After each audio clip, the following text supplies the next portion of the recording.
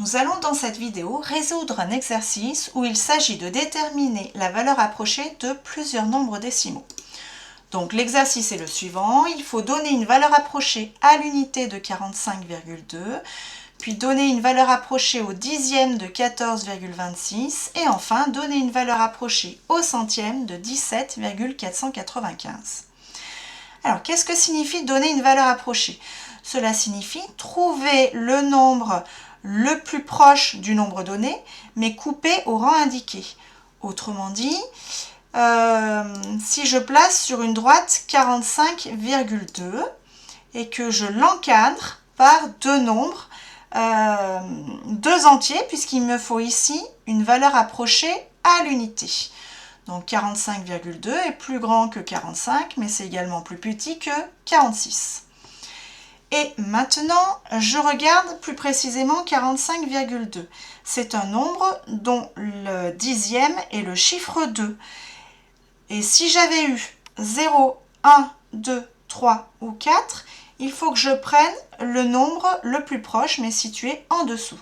Alors que si j'avais eu comme chiffre des dixièmes 5, 6, 7, 8 ou 9, il aurait fallu que je prenne parmi les deux nombres celui qui était placé au-dessus.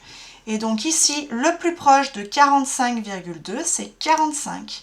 Et donc une valeur approchée à l'unité de 45,2, eh bien 45. Deuxième exemple, donc cette fois-ci, il faut que je trouve une valeur approchée au dixième de 14,26. Donc si je place 14,26 sur ma droite graduée, ce nombre est plus grand que 14,20 et est plus petit que 14,30. Si je supprime les zéros inutiles, cela me donne que 14,26 est plus grand que 14,2 et plus petit que 14,30.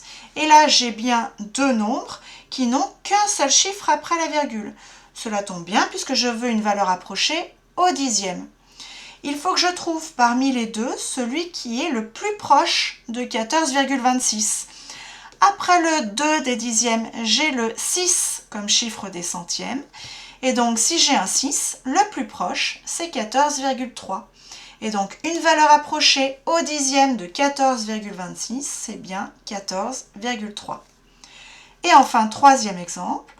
Donc, comme tout à l'heure, je vais placer 17,495 sur ma droite graduée. Je vais l'encadrer par 17,490 et 17,500.